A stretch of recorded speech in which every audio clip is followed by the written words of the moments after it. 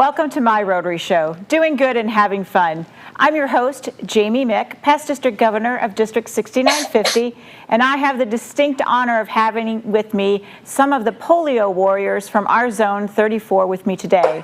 We have the incoming Rotary International Director, David Stovall, with us. He's calling in from Georgia. And then we have our current polio coordinator for Zone 34, Cindy Covington. And I believe, Cindy, you're in Jacksonville today, is that correct?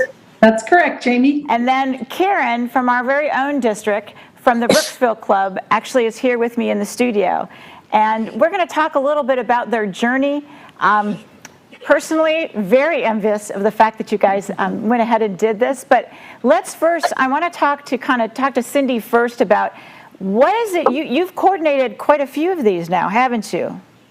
Yes, I did. I went on my first National Immunization Day in 2009 as a participant, and then my husband and I were co-team leaders in 2011, 2013, and then this year. Wow. So it's kind of every other year you're going, coordinating a group, correct? Sort of depends on my work schedule and Rotary schedule, but that's what it's averaged out to. So talk a little bit about, why you do this, Cindy. I think that's a good Rotary moment, if we can use that term again. Why is this so important to you? Well, as everyone that's in Rotary knows, eradicating polio is the #1 priority of Rotary. And when I joined Rotary as a brand new Rotarian, that was one of the first things I learned about and participated in the capital campaign to end polio. And when I joined, it was still in 20 countries and there were still 10,000 cases a year, although that was down significantly from 1985 when many of the Rotarians started this fight when we had 350,000 cases a year, and it was in 120 countries. So a lot of work had already been done by the time I joined Rotary. But I really wanted to participate in a National Immunization Day. I wanted to actually physically put those 2 drops in a child's mouth. And so I started looking into finding out how I could participate on one of those teams. And I was fortunate at a meeting in Evanston to meet up with a young woman, Noelle Galprin, who at the time was not a Rotarian in South Florida. She is a Rotarian now, and she was leading a team going to Chandigarh that year. And so my husband and I participated in that team, and I've been hooked ever since, not only on making sure that we eradicate polio, but on the relationships that are developed, on the opportunities for partnership that are developed, and just the people that I have come to love in India. So, David, I know that you and I and Kim were together a couple weekends ago. Talk a little bit about the prep work. What do you have to do to get ready to go on one of these trips? Because it's a pretty intense set of shots you have to take, from what I understand. Well, if you've not had the shots to travel to a developing country, it is about a 9-month process because some of the shots have to be taken 3 months later. But I've been around for a while. I'm the old guy in Rotary, and Polio Plus was introduced about 3 months after I joined Rotary. So half of my life I have been talking about eradicating polio. So I'd been ready for the trip for a while. Kim was a little bit different. She had some more shots, but she was the one that really got excited to begin with. We're going on a National Immunization Day trip, and I said, okay, let's do it. And then this opportunity came up with Cindy and some of our fellow Rotarians in the zone, so we jumped on it and firmed up all of our shots, and we're ready to go. Well, you call yourself an old guy in Rotary. You're not, but this was actually your first NID, correct? This was both Kim's and my first NID, and we were very excited about the opportunity. But going so far back, I had a different heartstring pulling me, and that was the Japar limb factory that we were fortunate to visit while we were there. Yeah, Karen and I were talking about that before we started the show, and what a fabulous opportunity to actually see that whole clinic in motion and actually see those limbs being made, and they make them in a day, correct? Yeah, well, see, for me, the Japar Limb Factory was founded in the 70s, so it was young, fledgling, needed a lot of assistance back then when we announced Polio Plus. So in the early days, Rotary was very heavily involved in that Japar Limb, so it had a special I had a special closeness to it, but it is amazing. If people go in during the day and they leave that day with a new limb and a new foot. You could never have that in the United States. It just wouldn't happen. No. And the cost, my understanding from Karen is it's free. There was a guy there that came in, and the administrator said, "Mister, how much money do you have with you?" And the guy pulls out a few rupees, just pennies, and he said, "Don't worry about it. There's no charge." Oh, wow. That's amazing. That's absolutely amazing. So now you guys, how many days were you in India? For those people that didn't follow you, like I was like stalking you all, but how many days were you in India? We were in India for a total of 16 days. The NID team was there for a total of about 14 days, I guess. Kim and David and Barry and I got there a couple of days earlier than that. And we had a lot of things on our agenda in addition to the National Immunization Day. We had a lot. This was an interesting team that was put together. The district governor nominees came to me last March and said, "We'd love it if we could do a group meeting as a group and do this as a project." And so when we put it out there to Zone 34 and Zone 33, we ended up on the two teams combined. We had a sitting Rotary International Director, a past Rotary International Director, an incoming International Director. Wow. We had several sitting governors. We had several past governors, and I believe we had 6 incoming governor nominees. So this was an opportunity, sort of a power team on both sides, to go and build some of those relationships, which was unique. So when we were structuring our team, the Zone 34 team, we set it up this time. It was much more aggressive in our attempt to not only visit Rotary clubs in the area, but see and visit a number of club projects and the Jaipur Lynn Factory. It's the first time we've ever done that on our trip. So we did a lot more on this trip than we've ever done in the past, as far as being involved and building connections and opportunities. So kind of walk us through the trip. You leave the U.S. and you fly over to... Well, you arrive in Delhi. That's where the group congregates. And as a past team member and someone who has witnessed this before, one of the things that I really enjoy is watching the expressions on people as they arrive and they're dog-tired and they've been flying for hours, and all of a sudden they're in this completely different world. And been watching them as it unfolds over the next couple of days, and they get to experience all of the amazing sights, sounds, tastes, everything that just comes at them from all different directions in India. It's a beautiful country. So, David, you and Kim went over earlier than the rest of the team and arrived. I remember seeing one picture where you're in the airport and you've just arrived. Right. So what was your first impression? The trip was 9-hour flight over, 3-hour layover, another 9-hour flight. And by the time you land, you've been traveling literally 24 hours and 10 and 1/2 time zones, not a full one, just 10 and 1/2. But traveling with Rotary people I found out a long time ago, is a lot different than traveling by yourselves. When we landed, there was a Rotarian there to greet us. It turned out that he was our tour guide, quote unquote tour guide. He was one of us, but he led us for the whole 16, 17 days, and he is a member of a Rotary Club there. So very warm welcome, but we're arriving at a really weird hour, and the city of Delhi is like the 6th largest city on the planet.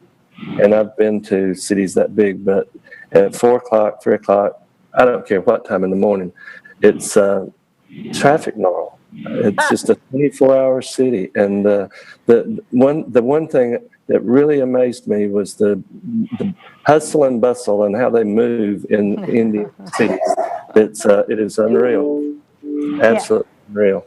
And they don't really get a chance to rest. They hit the ground running, because I had an itinerary the next day for David and Kim, for them to go to the local Rotary International office it's the Southeast Asia office there in Delhi. And then we went and saw some other things. And then when the team arrives, the very first morning, they're up at the crack of dawn, and we're, after breakfast, getting on a bus, and we go to the World Health Organization, and we listen to presentations about everything that has been done and is being done to make sure that polio does not get back into India, and how it's been eradicated and what the strategic plan is to get us to the end game so that we finish it. So they go from there to the Polio Plus National Office in India and Delhi, and they receive their little kits, which include their hats that they're going to wear, their little vests, and a bunch of information about polio and what they're going to be doing. And we do a little bit of sightseeing along the way. Now, we ended up shifting our schedule on that very first day so that they could also visit St. Stephen's Hospital while Dr. Matthew Freeze. And Dr. Matthew was not planned to be there. And so the ability to shift our schedule and how flexible they are in India, the Rotarians in India, to help things move along were just amazing. So we went to St. Stephen's Hospital and we saw the polio corrective surgery ward, which I believe was eye-opening for every one of our participants. And you get a feel for, on the very first day, why you're there and what you're going to be doing. And from that point forward, it's just nonstop Rotary action. We throw in some beautiful sightseeing spots along the way. That was one point about the whole trip that was exciting for us. Cindy packed a lot of stuff in, packed way too much stuff in there. But it was exciting because we're on the bus at 8 or 8:30 in the morning. The bus is supposed to leave at 8:30. We always end up, that's that half-hour time difference. We leave at 9. But we went till dinner time every day. And it's visiting projects. It's looking at potential new projects that we have been involved in the States, that some of us have had involvement in, or that this particular group, through Cindy's imagination, has gotten involved in a project. And we went to, after we did the things that Cindy talked about, we did do a friendship type exchange for about 4 days in Chandigarh. Awesome new friends there. Each team stayed in Rotarian homes, and the Rotary Club of Chandigarh just has its hand on engagement all over that city. The city was designed, I think, to be time to go to a commercial. Right? Yeah, it is, David. For those of you that don't know, John from Tampa Bay Multimedia is talking in our ears, and he's timing us really well. So we're going to take a commercial break, and we'll be back for more talking with Cindy and David and Karen about this wonderful trip that they went on. We'll see you after these messages. Young professionals and young people can find something in Rotary that makes so much sense for their existence. One of my goals, and I think one of the goals of just younger people in general as we get into organizations like this, is to kind of diversify it. There are a lot of people who have a lot to offer, but don't know an outlet for it, don't know where to put it, and this gives you access to everything. I was just amazed at everything Rotary did and how much bigger than what I thought it was. And so I wanted to join. I wanted to be a part of that. You know, we laugh. It's a bunch of old guys that get together for lunch every week. And it's the furthest thing from that. It's so much more than I originally thought it was. It wasn't just about making friends. It was about going out on a random Friday morning and helping to build a barn. You know, we tend to be a little compartmentalized in our lives, and sometimes we forget people in our community who need help. The face-to-face, the personal engagement with individuals and in the community you can't find that or replicate that elsewhere. Whether we come from one walk of life or another, it transcends all of that because we come together in the name of service. As a young professional, I just think it's one of the best things I could possibly have done.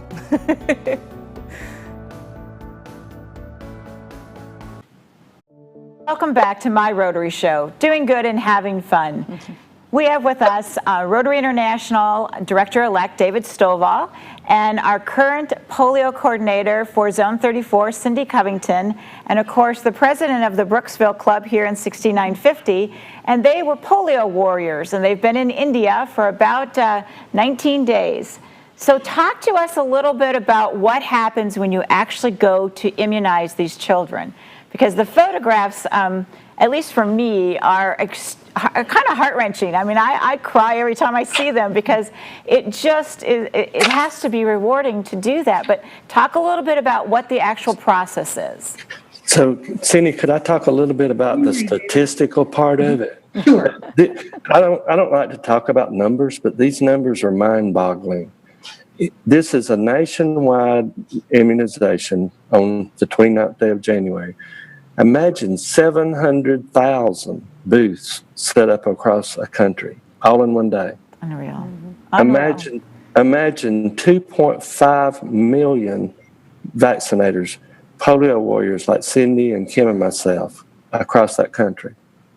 155,000 supervisors, people in cars, camels, or on camels, on elephants, on motorcycles, scooters, rickshaws, whatever, supervising this whole event and making sure that for the government that the accounting is taking place, that everything is going. 225 million doses. Wow. Get this, 6.3 million ice cube packs to go in the 3 million vaccine carriers. Those numbers are just mind-boggling to me as to the magnitude of this thing. So you go out, Cindy's done it before. Kim and I have no idea what to expect. Maybe Cindy will tell you a little bit about her experience during the actual NID day, and then I'll tell you a little bit about mine. Okay, well, I'll just tell you that as a team, we loaded the bus, and this, of course, was the whole reason we'd come. So a lot had been leading up to this day, and we went out to Ghaziabad, which is the Rotary Club that was hosting us for this, and they literally had several Rotary clubs that came together and divided us up into individual teams, typically of 2 to 4 Rotarians on a team from our group, along with a healthcare provider and a Rotarian from their group. And then we got in little cars and we went out to our various booths. And so for many people, this was the first opportunity they were going to have to experience this. For Barry and I, it was fun to watch them experience it. But I will just tell you, the very first time that I got out of a car at a booth in 2009 and not knowing what to expect, and then you see these mothers or fathers pulling up on their motorcycles with their children literally in their arms, or their 7-year-old sister or brother bringing them by hand down to get those drops. And they have these big smiles on their face because they know why they're bringing their siblings or their son or their daughter there, sometimes their grandchildren that are there, and they trust you enough to hand you, a 6-month-old or an 8-month-old in your arms, this perfect stranger with a smile on their face so that you can put those 2 precious drops into their mouth. And and they know that child is now protected and will never get polio. The feeling you get the first time you do that, it just never goes away. And for me, even to this day, when I have that opportunity to still put the drops in a child's mouth, it's the same every time. It's just one of love. It's one of excitement. It's one of knowing that you've made a difference in that child's life. And you have to remember that those Rotarians and those healthcare workers are doing this 365 days a year. Oh, wow. Every single day of the year. They are planning for these events. They are out there making sure that no child is missed. They're getting the supplies. They're organizing it. We think about it in terms of a National Immunization Day, an event. They're doing it on the front lines every single day. So for them, the opportunity to show us what they're doing is huge, to have people acknowledge the work behind the scenes that goes on. And it's tremendous. David, why don't you share yours and Kim's experience? It's like the little colloquialism about the little boy that's throwing the jelly beans back into the jellyfish back in the ocean. It made a difference to that jellyfish. And I don't have the vocabulary word to explain how full your heart is when you put those 2 drops in that child's mouth. You have made a difference to that child. And if your heart is not just full, every time you do it, something is wrong with you. Kim and I were just like that all day. And the sites they called vaccination camps. I don't know why, they're tents and stuff like that. But the second stop, we went to 3 different camps. They were kind of showboating us, I guess. But it was a school, a children's school. And Kim and I are standing there, and there's the back of this, there's kids everywhere. I mean, it's just like they're all over you. And they're all over you. And there's this woman behind a fence. It's a rock fence or block fence that comes up to here, okay? And these hands come up over the fence with a baby in them. Oh, my. And so I reached up there and took the baby and pulled it down. Kim's immunizing it, and the woman is pulling up over the fence with a smile on her face. Oh. And we handed the child back. I can see Kim behind you there, isn't she? Cooking dinner, I think. Maybe Cindy did that. Okay, Kim, correct you. That Cindy did the drops. Okay, but anyway, so you're so full of what's going on. It all just becomes one. It's just one becomes experience. a blur. But I apologize, Cindy. No, it's one experience. I thought maybe there was another woman there. There's so many of them. That just when you're putting those drops in that child's mouth, it's just your heart becomes full. You just run over. Yeah, I had an opportunity. David and Kim, it was one of the first children that was brought up to the booth when we were at the first booth, and they were both down on their hands and knees. And it was the first shot of the two of them together. And I love that image of the two of them because you could just see the love on both of their faces as they were looking at this little child and realizing that they were a part of something so much bigger than themselves. And I know we get that in Rotary, but when you're down doing the polio drops, nothing hits home like that first time you're there together and there isn't anything else. There's nothing else around you in that space but that child and knowing that you're a part of history. Yep, I agree. Talk a little bit about, and then after you're done immunizing them, you paint their pinky purple, correct, Yep. with a magic marker. We do a project in our district called Purple Pinky Day, where we go out and publicize Rotary's fight to end polio. And it's something that we've been doing for quite a few years now, and gives them an opportunity to talk to people here in the United States about ending polio, which for us in the U.S., we really kind of live our lives completely, ignorant of the fact that polio is truly just a plane ride away, that someone from one of these countries carrying the polio virus certainly could come over and we could have an outbreak here in the United States. We'll make sure that everyone understands the purpose of the purple pinky in India or anywhere we're having an immunization, is that we paint the pinky purple on Sunday, because Monday we're going to be out in the slums, in the gutters, in the main downtown areas, the whole of India. There are going to be people out looking for pinkies that are not purple so that we can immunize and make them purple. If you might have noticed on our blog, the healthcare workers carry chalk and they mark the threshold or the door of the homes with the date they were there, their initials, and how many children are immunized inside that room. Right. I wanted to emphasize something that you just said, Jamie, about it being only a plane ride away. At this stage in the fight against polio, a lot of what Rotary participates in and the funds that we contribute goes towards surveillance and monitoring. And it's actually going out and taking sewage samples throughout the world so that if somebody has crossed a border or taken a plane, and it's happened in recent years where someone has been in Israel or Egypt or in Brazil for the World Cup games, and they were apparently a carrier of the virus, and it was detected in the sewage. And so immediately an outbreak response team goes out to make sure that everybody in that area is vaccinated so we don't have an outbreak in countries where we've already eradicated polio. So there's a lot of stuff that goes on behind the scenes besides what takes place just in the National Immunization Day. And just as way of background and filler for that, at the Centers for Disease Control in Atlanta, I've been very fortunate to, Kim and I both, to have done a back house tour.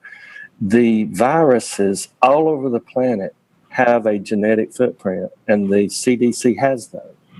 So when we just had the outbreak in Nigeria, they took that virus footprint and mapped it back to know exactly where it was and exactly where it was seen the last time, because of the surveillance work that Cindy mentioned that's done by WHO, CDC, UNICEF, and others. And that's why it's so important here in the U.S. that we continue to immunize children, so that if they are exposed or do happen to be traveling to even a foreign country, that they don't contract something like this. Well, seeing a lot of people have said to me, well, we don't even do that anymore in the States, do we? And that's part of the birth process now, is the polio and other immunizations. But we have grown so detached to it and probably a little bit chilled to it because we don't hear about it anymore. It's just such a part of our birth process in life. We don't give it any time anymore. No, it's just kind of a given that you get that immunization. Now, talk a little bit about some of the conditions that you saw there in India. I know Cindy's told me a very heart-wrenching story about her first journey there and the small boy she found on the staircase. But David, what was your experience? What did you see there? Well, I had been there in those places before, in those kinds of places in the world where it's similar conditions. So it was not quite the mind-boggling experience because it was not a new experience. Kim, however, I kept telling her, you're just going to be blown away. This is going to be life-changing for both of us, but you're going to see stuff you've never seen. And I think she was. She just walking by here, listening to me. It was just incredible, some of the conditions that people live in. During the mop-up day, we went into a slum. We don't have slums like this. We went to a slum. Some of the living conditions were just horrible. And I noticed the walls of the buildings were gray, unpainted, concrete colored, maybe some boards. But all the women and all the children were so brightly dressed and so happy. Yeah. And everywhere I looked, it was brightly dressed people against all these drab backgrounds. And it's like these people just set their little world on fire because they don't know any better and they're happy. They're happy. And that just, another thing that just really warms me up, that you're there to be able to make a change for their children. Yeah, India is a beautiful country. Okay, are we at break? We can take a break, but I want you all to finish, so don't worry. Go ahead, Cindy. I was going to say, India is this incredibly beautiful country, and you see the most amazing, beautiful sights and beautiful people. But there is also a contrast because there are the slum areas that David was alluding to. And, they're just things that we don't see in the United States. We can't comprehend how bad it can be for some of these people's living conditions. And yet they make the best of those situations. They have huge smiles, huge hearts, and they'll invite you into what they call their home. And you'll walk down this little area into a place that's not much bigger than a closet. And they're offering you tea and coffee. And the Indians that are more affluent also do a tremendous amount to help the people in these situations. So there really is a lot of beauty in India. It's just there's a lot of stark contrast too, and most people aren't prepared for that when they see it for the first time. Well, and I think David said it, whether he realized it or not, that even in bleak conditions, even in ghetto horrible conditions, the beauty of the souls, the beauty of a smile, is the largest and the most driving force that can be for anyone. And it's a testament to the fact that you can, no matter how horrible your conditions may be, you can rise above. Well, when you look at the pictures that Karen has shared with you and that you pulled off of David's blog, what you see, you don't see all that stuff around them. You see their smiles. You see, their hands reaching up to touch you, to get a picture, to just be involved. You see them giving you things. I mean, it's just, the people are incredible. They're very beautiful. Well, Cindy, my final question for you is, when's the next one? Well, we just sort of take it as it comes. This one, the district governor nominees had asked us if we'd put it together. So we'll see where things are next year with time and agendas and schedules and what level of interest there is from our zone for going. Usually they take place in January or February in India. And then there are also ones that take place in Nigeria, and those are the primary ones that people from our zone participate in. And if somebody's interested, they can certainly get in touch with me. And even if I'm not going, I can get them in touch with the other people that are going to be doing one if we're not. Okay, great. Well, I want to thank both of you. You know that I love you dearly. You're both, I'm huge fans of both of you. But truly, thank you for doing this work. Yeah, thank you for taking me. Yeah, it really, truly is an honor to have had you on the show and to be a friend. So thank you so very much. Honored and humbled to be here with you today, Jamie. Well, you guys. But the one thing I want to say before we get off is a huge thank you to all the Rotarians around the world who continue to contribute, who continue to participate, who continue to make sure that commitment doesn't die, and that we don't stop until polio is eradicated. Because it's the Rotarians, even the ones that don't go on the national immunization days, it's Rotary around the world that's going to make this happen. Absolutely, and we're all committed to seeing it to the end. Thank you very much again, guys. I will see you at Pets in Orlando in a couple weeks, and we'll have a drink together. Thank you. Take care. Bye-bye. Amy. We'll be back Bye-bye. after these messages.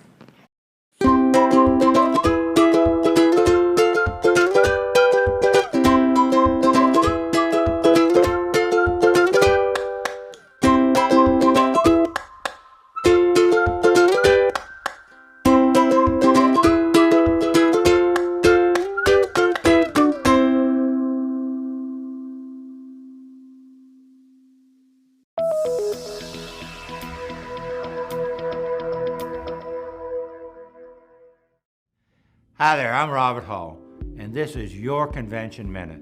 On behalf of the host organizing committee and Rotarians from the great state of Georgia, I'd like to personally invite you to Atlanta for the 2017 Rotary Convention. We can't wait to welcome you to celebrate 100 years of the Rotary Foundation. Come experience the energy of Hot Atlanta, music, shopping, dining, sporting events, arts, and more. We have it all for you. We're planning a celebration to remember. Don't miss the Centennial Birthday Party or our unforgettable host events, from barbecue and bluegrass to dinner at the World of Coca-Cola or the College Football Hall of Fame. Come celebrate with 11,000 local Rotarians, meet famous artists, CEOs, leaders from the top companies and institutions in the world. The 2017 Rotary Convention is an event you will not want to miss.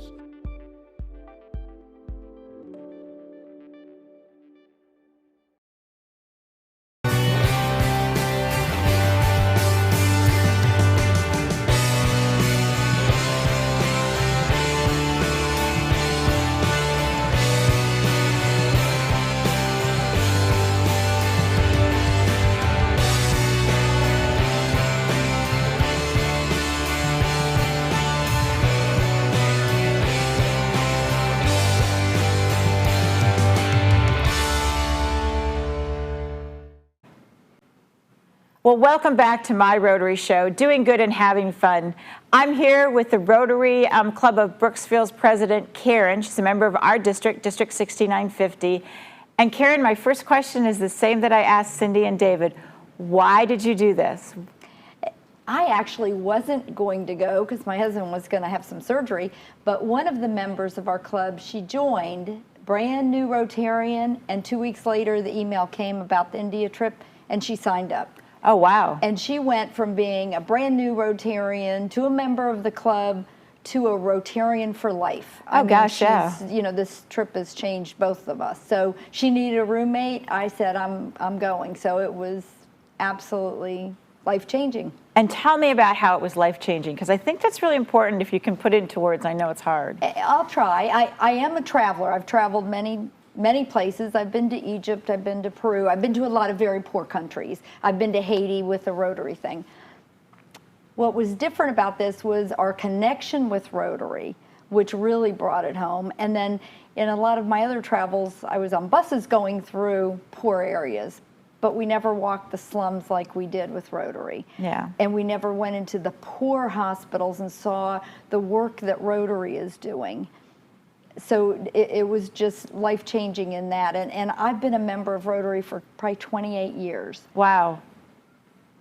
I don't think I really got it till this trip. I mean, I knew it. I read the Rotarian magazine. I've been to Haiti on a Rotary thing, but this trip was really amazing. So one of the first sites you saw was the Taj Mahal? Actually, it was the last. Oh, the last. We're going to go up. Yeah, we are going to go backwards. That's sorry. all right. We went there the last day. And what I loved about the trip that Cindy put together is it had enough of the touristy things to do, too. Otherwise, I think I would have been too overwhelmed with the poverty. Well, you've got to kind of give yourself a little bit of a break from the emotionalism of it. I would imagine it's a pretty emotional experience. It was very emotional. And so you got to do some touristy things. So this is the Taj Mahal, and this was our pictures on the blog. You cannot take a bad picture of the Taj Mahal. It is so beautiful, and you think it's just white, but when you get in, it's inlaid with semi-precious stones all through it. It is the most beautiful building in the world. I think. Wow. Just gorgeous, and they keep it up very nicely. I think we've got another one now. These are shoes that you all had on as you were going inside, Into correct? the Taj Mahal, because I'm sure of the white marble and the number of visitors, everyone had to wear their little booties to go Well, in, and yes. I would imagine your shoes can bring in a lot of grit, which can wear the stones down. I'm sure that was probably... So I know that on some of the places in Iran that are big temples, they do the same thing. Yeah, real same fashion type of statement. thing. Yeah, I'm sure. I'm sure. Okay. And then this is the team. This is our group. Yeah. And as you can see, we did lose 2 people along the way who had a family emergency. I had to come And back the home. Gunthers, unfortunately, Yes. Joyce's mom. I know, it was God such bless a you, shame. Joyce. Her mom passed away while you Yes. guys were there. Yeah. Yeah. So that was real shame. But we had a great team and had a lot of fun. This was our NID, National Immunization Day, things that we had to wear. This is the overall pouch and the hat, and then some of the information about the NID, which was right before we left too. And this is the cooler that the polio vaccines were in, and they had to count for every vaccine and every drop. So right. yeah, it was. And when you go to it was pretty international hype. conference, you see lots of folks wearing those paper caps. Yes, and the kids loved them. We had kids all lined up at the booth. Yeah. Yeah. And that's very part of the statistics that David gave. Now, this is the photograph. Before David signed off, he said, make sure you have this photograph. What he didn't know is I already had it. Because if you can't tell, Kim's about to cry. She is truly looks like she's a little overwhelmed. Okay, this is really Kim's first time to India. David has been there and been to international projects before, not a polio immunization day. But this is the first immunization that they actually did. And she said it was pretty moving. She said it's very moving. Yeah. And then I didn't know what they were doing here, but it looked like they were giving you something. This is a very traditional welcome in India. Every Rotarian, every club we went to, every town we went to, you got the string of mums, kind of like a lei in India, and they also put the dot on your forehead, which really means cool. welcome. So everywhere we went, I mean, you just would not believe how welcoming the people were. It's just, I mean, we have family. I have so many new Facebook friends from India. Yeah, I would imagine. Now you do. Now you do. Yeah. This was one of the booths that were set up all over, and it's all over the country, that they set up these booths twice a year for National Immunization Day.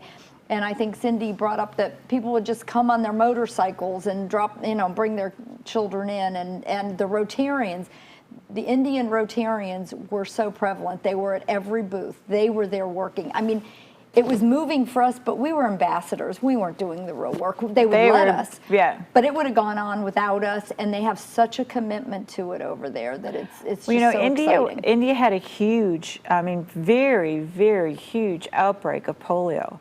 At one point, they had 500 cases a day in India. Yes, yes. And they actually had a Rotary International president from India who was committed to freeing his country of polio. And these Rotarians have really, I mean, it's I hate to say amazing. drank the Kool-Aid, but they've definitely drank the Kool-Aid. I mean, they understand what this means to the future of their country. What was so cool, too, in talking to the World Health Organization and different things is they all gave credit to Rotarians, and not for the money only. The money helped, but what they said is that the Rotarians in India could break through to the government and let the government know how important it is and bring all the agencies together to really work at it. So, I mean, it was just so amazing what India and their Rotarians have done. Well, you know, and that's one of the things that if you listen to Herb Brown and his stories, because he was Rotary International President-elect, and he went around to the different countries to get the tribal leaders to endorse this so that they would understand Rotary was not a political entity, that we were truly there to simply make a difference to their population and to save their children. Yes. And through that, we were able to get further because Rotary is service. It's not about all those other things. It's truly just about the service. Yeah. I think we have some more. I pulled like about 25 pictures that I thought were interesting. John, can we see the next one? There we go. Now, I suspect this is how the polio, That's the how they vaccine in the vaccines. ice pack, and you have to keep it in the ice pack for that time. And then it's inside the blue cooler that we saw earlier. Yep. Okay. And it's just droplets. There's no droplets, you just syringe. squeeze It's it. not complicated at all. That's what I thought. The only non-complication, but when you have the babies, they don't like it. So you have to really open their Yes. mouths, and they're crying and screaming. So it was interesting. This is right outside the Jaipur limb factory, and you'll notice this little boy doesn't have a limb. His mother's waiting. They're building his limb now while she's waiting. And So they he's do this all in one day. all in one day, and there's probably 200 to 300 people. I don't know how many they service in We've a got a day. picture. Yeah, we've got a They picture have of the so actual many people, factory. and they actually just wait for their limb, and and they took us through the whole factory and showed us how they have the jaw per foot, which is Right. really interesting now, and how they do it. This This is is the the- factory, and they just build them, and you walk in and they That's build them. These are amazing. the molds for the foot, so they do the different sizes for the foot, so they actually build the foot. And then as a child grows, they Mm-hmm. can come back and get they just exchange the foot out, is what I understand. Yeah, take and they the- get a different leg because they try Right. to keep them even. And Right. Yes. Yeah, That's amazing. It was really amazing. This was in Chandigarh, which is where the president was from. The Rotary yes. International Yep. president was from Chandigarh, and Cindy has some real connections there. And we stayed with Rotary families there. So, and in that, they have a Rotary house. They have this whole building. I don't know if you have pictures. Yep, I have of a picture. Okay. Yep. As we Okay, keep because going, there's more pictures. Now this is This is in one of the schools that they had. This might be it might be the deaf school. Rotary supports a I deaf think it is. school. It was, yeah. There, and it's just amazing, and they all get so excited to see us. Now, I know when we've gone on pure water projects, a lot of times the Rotarians bring with them little things like hair ties and nail polish. We didn't and- do that too much because No. Cindy asked us not to. We Oh, gave okay. them to the teachers because what happens if you start handing them all out, they all go crazy and, Oh, okay. and started swamping her. So she's kind of been Like smart enough to She's if probably you have- experienced it. Yes, if you have some things, and we did. We brought stickers, we bought coloring books and all that. We gave them to the teachers to hand out later that'd when be we great. weren't there. That'd So be great. they're very smart about it. This is the blood bank, and I asked some people that I met in India, okay, Rotary, what do you know about Rotary? And all of them say blood bank. They don't even say polio because Rotary in India is very famous for blood banks. Oh, wow. They support blood banks. They, instead of the government, have been the real mover in a blood bank system in India. And I Well, thought because that was probably so makes sense interesting. because that's another way to eliminate the disease is to make sure that the blood is, Yeah. that the blood is clean. So, I mean, what the Indian Rotarians do over there is, I think that's the biggest thing I got out of it. I went over with maybe a typical American attitude that America's a rich country, we give poor countries money, we do projects there. Oh my gosh, what they do for themselves in India, Well, and I the think wealthy Rotarians are amazing. And when they've come over here, like when we've done GSCs, that's a Mm-hmm. while back, but we did GSC groups and came over. One of the things that I always noticed is what we would call a community project is over there is a totally different game. I mean, they're doing, they're doing building hospitals. Correct. They're not buying a piece of equipment. They're No, like and building a they're whole hospital. buying all the equipment, I and they're hiring doctors, and their level of community project is much Huge. bigger than ours. And in one hospital, I don't know if this is the one, the Rotarians actually, to pay back, sponsor kids from Africa to come over for surgery. I think this is I think a that might be cardiac it. unit. Part of it was cardiac, part of it was a peds unit, and or a youth unit. And that's what David talked about that Yes. in this shot. But again, built by Rotarians. This hospital was not. Oh, this one was this not? One. Okay. There are a lot of them that were. This one isn't. But Rotary funds a lot of the heart surgeries for the poorer people, and they sponsor African people to come wow. over. So it's Again, just amazing. Totally Amazing. different. Yeah. Totally different ball game. Yeah. Okay, this is the Rotary building in Chandigarh, and like you said, our normal Rotary clubs, we go to a country club and have lunch once a week. Right. They build huge centers, and they were training women how to sew, so they were making clothes. They were training them how to be hairdressers. They were training them how to do the henna so they could make money. Sure. They did so much training so that the poor women, they have to pay a very nominal fee so that they get something out of it, Right. but so that they can make money for their families. So Wow.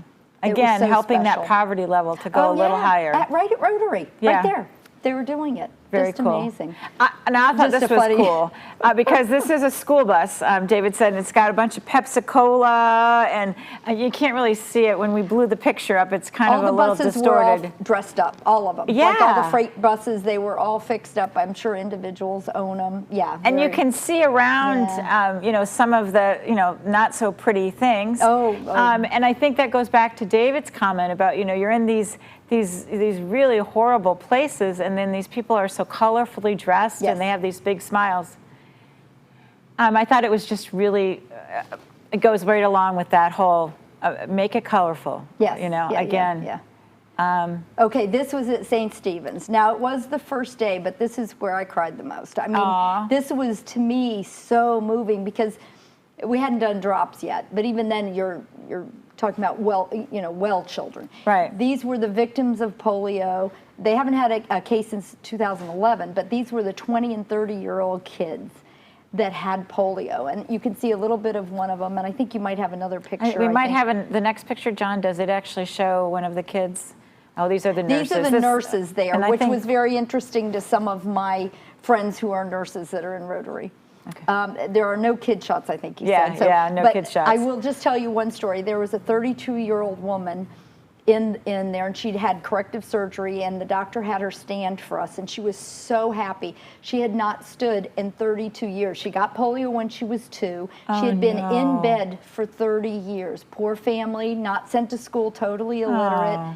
They sent her for surgery, and she was going to be able to walk and then go to school. And when you see that, and you see these women just beautifully dressed in big smiles, and their legs are all in casts and had the surgeries. Oh, that's amazing. That's absolutely amazing. We were just like crying. You know, and I think that a lot's being learned from how they do those surgeries for those here in the United States that did have polio as children. Yes. Are now in their late 70s, early 80s, and the polio syndrome has now struck them. Yes. We have a very well-known Rotarian here in our zone, Betsy Owen, who had polio as a child, was fine all of her adult life. Now she's, you know, in her early 80s. No bets, I won't Tom hold jar. But, you know, she's now having corrective surgery on her legs because she's no longer able to wear high heels. It's very difficult to go up and down stairs. It's very difficult to walk on anything but a flat surface.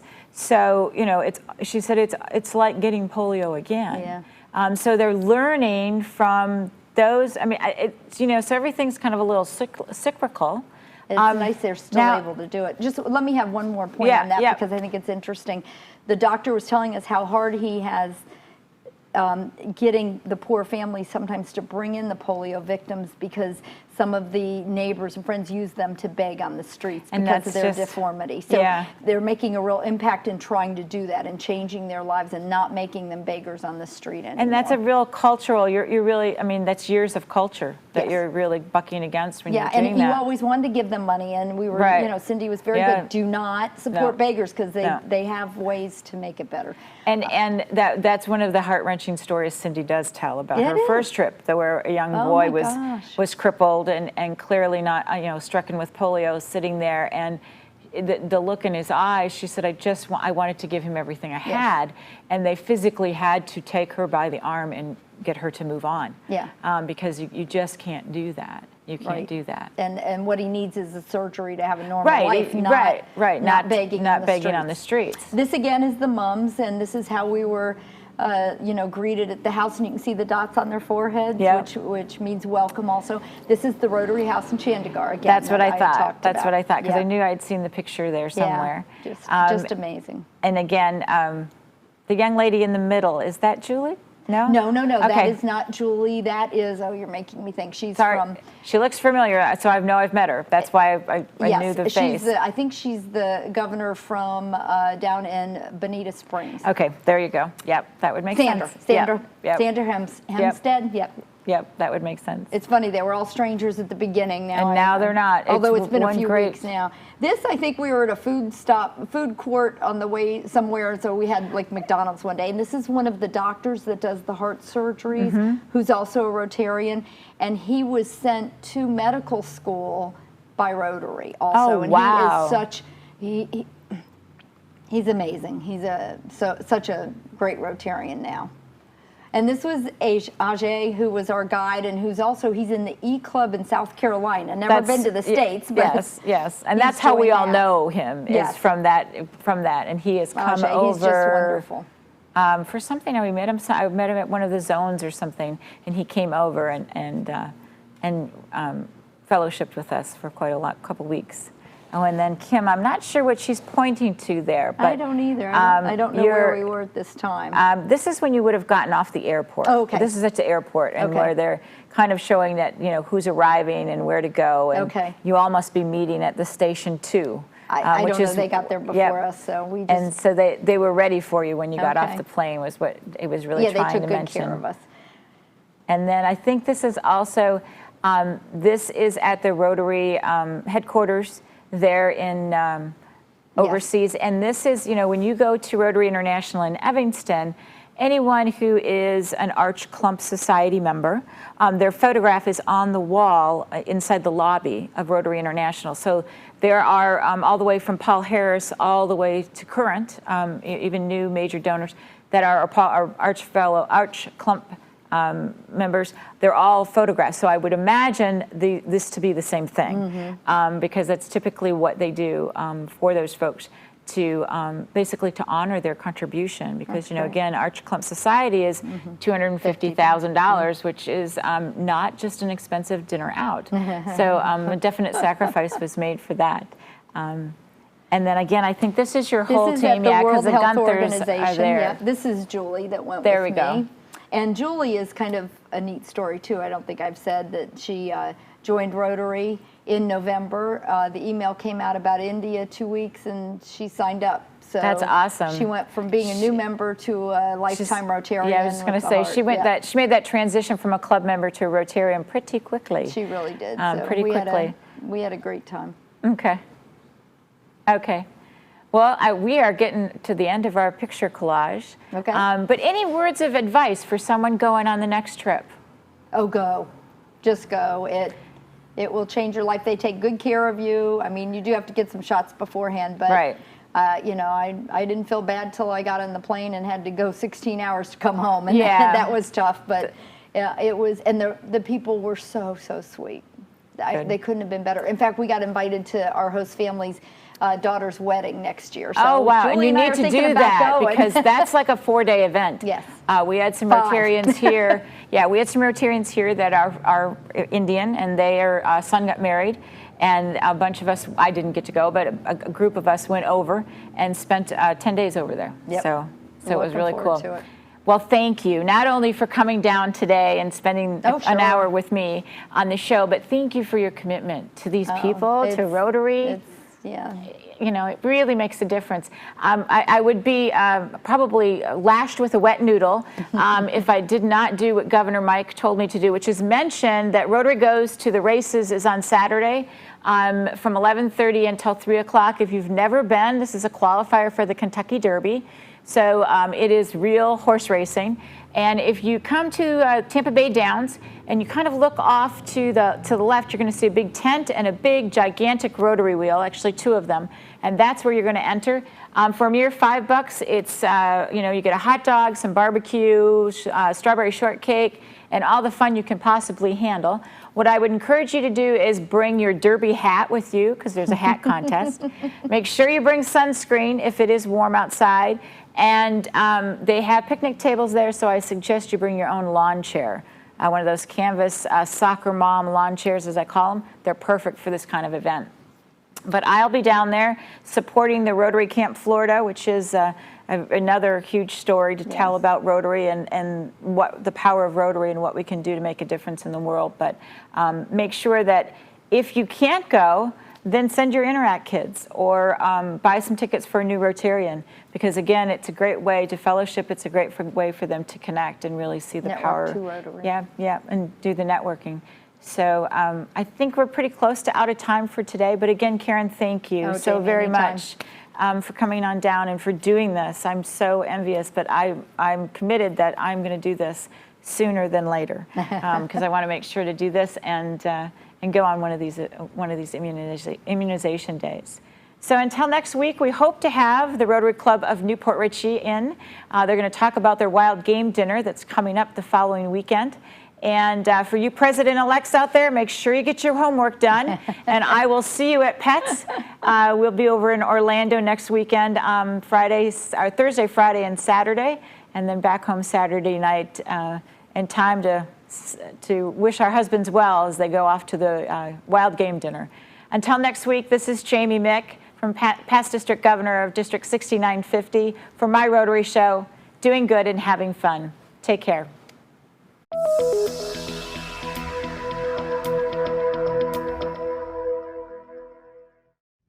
Hi there, I'm Robert Hall, and this is your Convention Minute. On behalf of the host organizing committee and Rotarians from the great state of Georgia, I'd like to personally invite you to Atlanta for the 2017 Rotary Convention. We can't wait to welcome you to celebrate 100 years of the Rotary Foundation. Come experience the energy of Hot Atlanta, music, shopping, dining, sporting events, arts, and more. We have it all for you. We're planning a celebration to remember. Don't miss the Centennial Birthday Party or our unforgettable host events, from barbecue and bluegrass to dinner at the World of Coca-Cola or the College Football Hall of Fame. Come celebrate with 11,000 local Rotarians, meet famous artists, CEOs, leaders from the top companies and institutions in the world. The 2017 Rotary Convention is an event you will not want to miss.